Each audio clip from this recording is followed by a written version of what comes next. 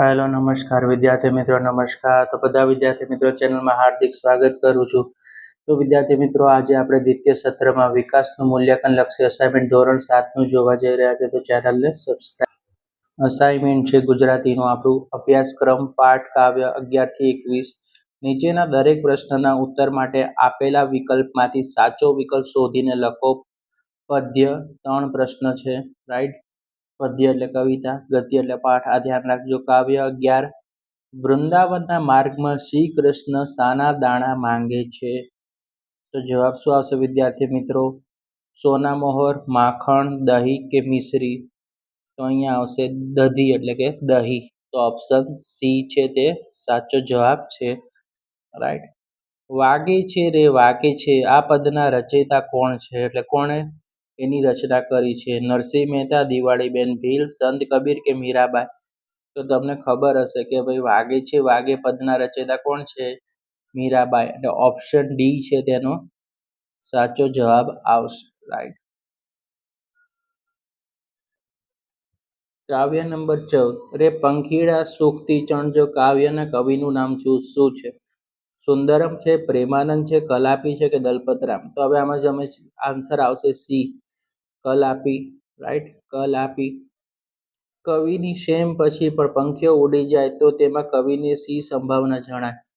Option A પંખીઓનો ક્રૂર હાથનો ડર હશે, બી પંખીઓને તેનાથી સારું બીજું ઉપવન મળી ગયું હશે, કે સી પંખીઓને ઉપવનમાં ચણવું નહીં મળતું હોય, અને ઓપ્શન ડી પંખીઓનો માળો ઉડાડી દેતો હશે.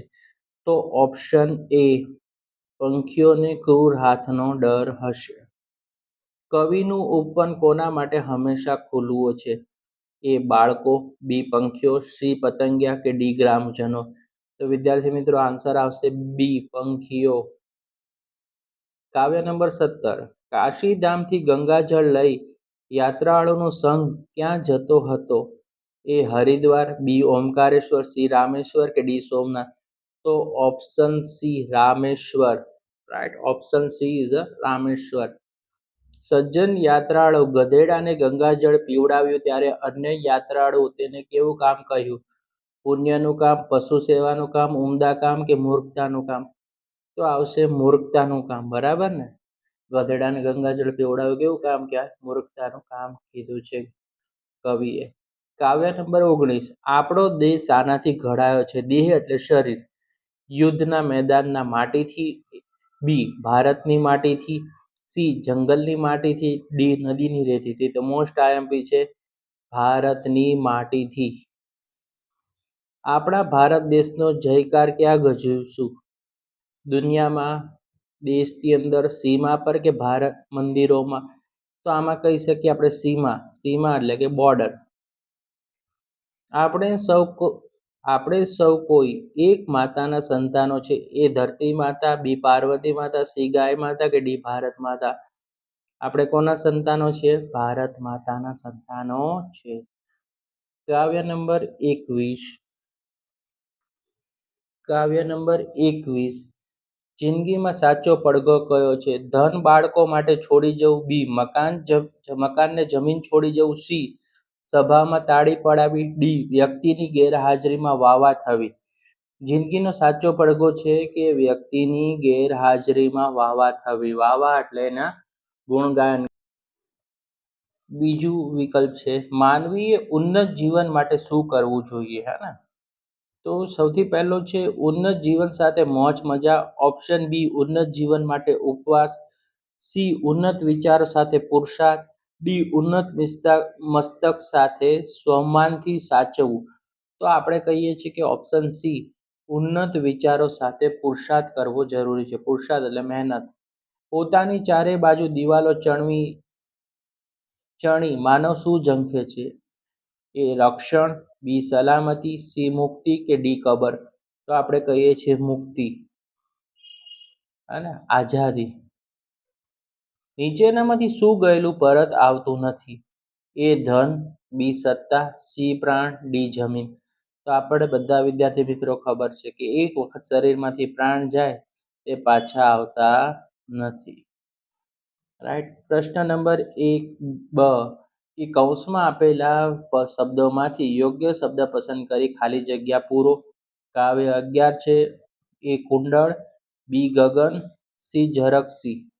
વૃંદાવનમાં વાગતી મોરલીનો નાદ ખાલી જગ્યામાં ગુંજે છે, તો આવશે ગગન. ગગન એટલે આકાશ. અહીંયા ગગન આપ્યું છે તો ગગન લખશું. પીળા પીતાંબર ખાલી જગ્યા જામાં પીળો તે પટકો રાજે છે, તો શું આવશે? ઝરકસી. ઝરકસી.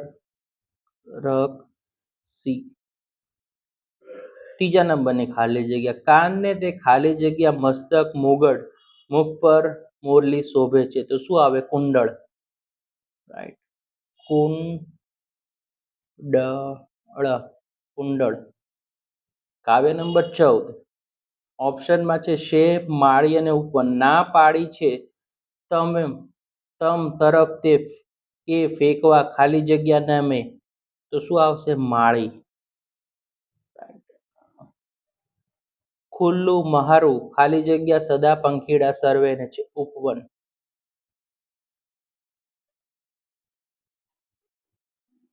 છો બીતા તો મુજથી પણ સૌ ખાલી જગ્યા તેમજ માની, તો શું આવશે? શેમ.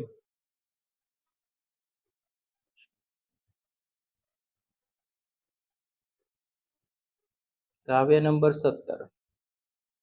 હરિનામ ઘોષ સાથે સંઘ ચાલ્યો જાય ત્યાં ધકેલી ધૂળમાં કો દેખાય, તો શું આવશે? ગંધર્વ.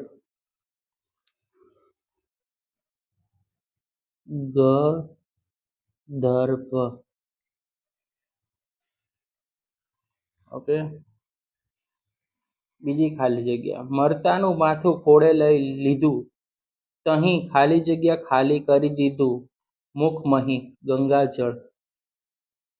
ગંગાજળ. ગંધર્વનો પ્રાણદાતા વધો જોડી કર ખાલી જગ્યા નેત્રજળ નવડાવીશું પ્રભુ, તો રામેશ્વર. રામેશ્વર.